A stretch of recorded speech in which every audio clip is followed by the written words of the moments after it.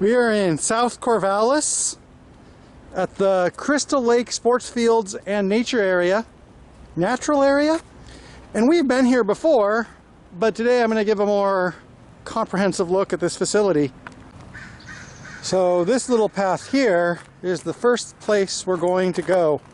We're going to follow it for a while. And it usually wouldn't be quite this muddy this time of year, but as I've said in previous videos, and as I've shown in previous videos, it's been a very wet spring. So when I first heard about Crystal Lake, I thought there would be some beautiful, pier watered lake with rocks around it and fountains, and you could see the cobbles on the bottom.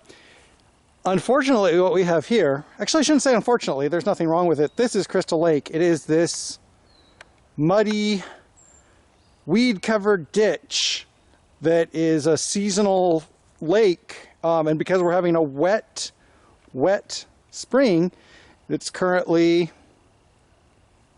filled with water. And from an ecosystem point of view, this is great. This is like, a great secondary habitat for certain animals, mammals, birds, insects, amphibians. But for the casual tourist, this is not the type of place you want to go swimming. This is what Oregon looks like in a rainy June. A lot of plants growing to the side of the path, including a lot of invasive blackberries. A lot of birds out that I can't see. Here we have the sports fields parts of the Crystal Lake Sports Fields and Natural Area. Very large. You can have multiple games here at a time. Sports fields, when they're not in use, are not very interesting. Just a gigantic expanse of grass. Interesting about this park, though, is that it has a selection of different amenities. It has sports fields for large organized play. It has smaller areas for casual play. It has playgrounds for children. It has picnic areas, and it has natural areas. So a lot of the different functions that people come to for parks or open spaces or green spaces or whatever are all served here. Right here, we've just left the sports fields, and this is another path in the woods. As you can see, pretty close off of the fields, which are very well groomed and orderly. We're back into the overgrowth. We have some Heracleum, which we've seen previously. Last time we saw it, it was growing by the side of the road, but here it's growing as an undergrowth plant. It's very adaptable, which is why it's a weed. And this is what the path looks like here. Muddy, very dense on either side. We're pretty close to the river, but getting there would be quite a task. It's hard to give quite a perspective on this. Actually, I'll try. Here's me reaching up my hand. As you can see, this is taller than my hand. All of these are taller than my hand. And they go pretty tall, but this is close to the tallest I've seen them because we've had a wet spring. To give perspective, this looks pretty dense. Looks like I'm out in the woods. I'm only about 300 feet from the sports fields on my right side and about 300 feet from the river on my left side. But if I was to try to walk through that, and I've tried this before when I first got here in September, this would be a half hour to get 100 feet that direction, and similarly in this direction I would be wandering around in circles. So when you have a wetland close to a river and you have a place with a lot of eddies and gullies and stuff, it can get very dense in a very small distance. There's also a problem that, this was my problem when I first came here, there's little paths like this that lead off and you think, oh, is this an official path to somewhere? And you follow it for a while and you find out, no, it is not, and then it's disappeared behind you.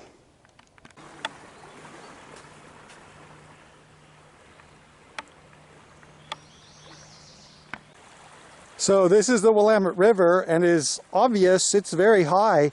You can see that tree trunk.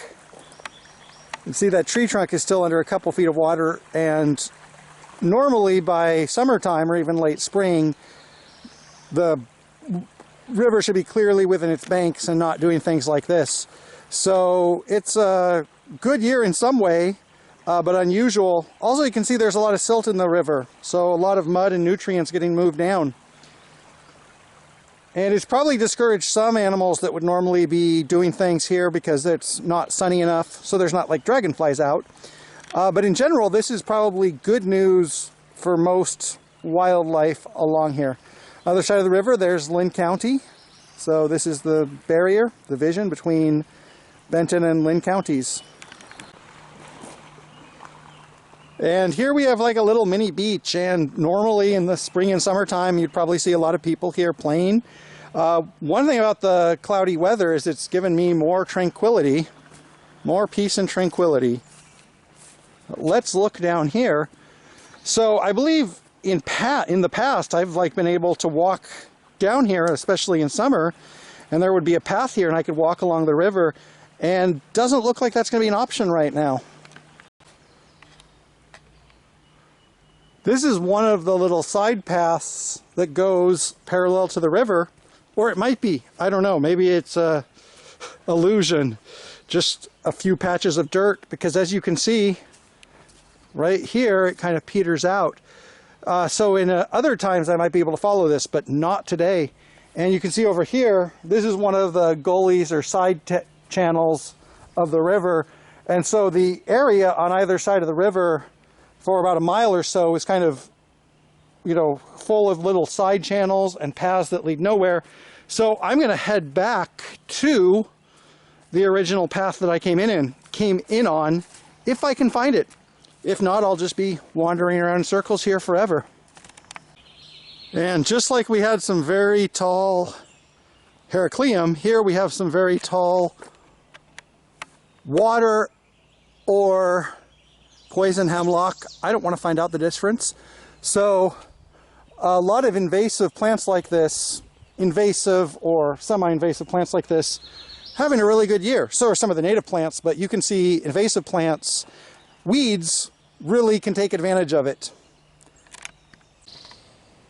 Oregon is a temperate rainforest mixed with a Mediterranean climate, and between 50 and 75% of the time it's the rainforest, and the other quarter to 50% of the time it's Mediterranean.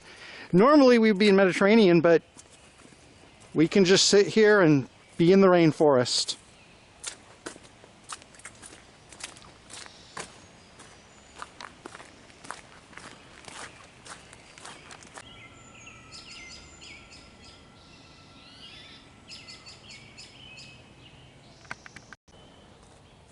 Here's another path, I think with river access, one of the main ways to get down to the river. But right now it's flooded and there's a tree down across the path. I'm pretty familiar with this area, but because of the weather and because like trees have fallen, it looks unfamiliar to me. Anyway, so I'm going to be heading back up this way, back to the parking lot. There's the Willamette River. And to be honest, like I said, I feel a little bit disoriented.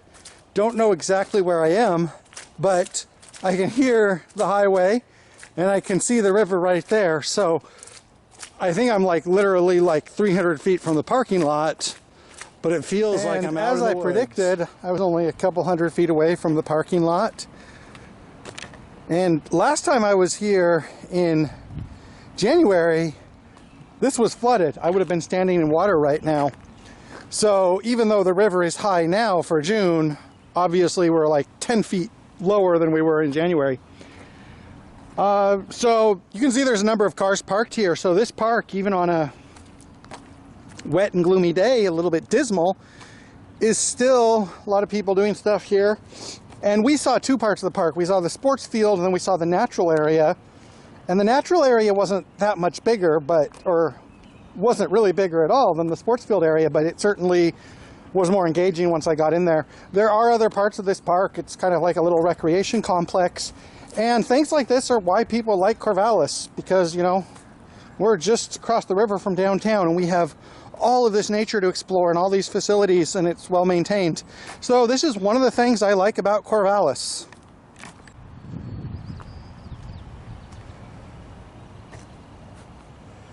So hopefully, oh, this is different or new. Crystal Lake Sport Field and Kendall Natural Area. I don't know if that's a change in its name. In any case, I like today, and I like to show what a traditional, rainy Oregon spring is like. But hopefully I can also come back here and show more of this complex, more of this area on a sunnier day and where there might be more activity, and show the other side of the park as well. But for now, it's time to go home.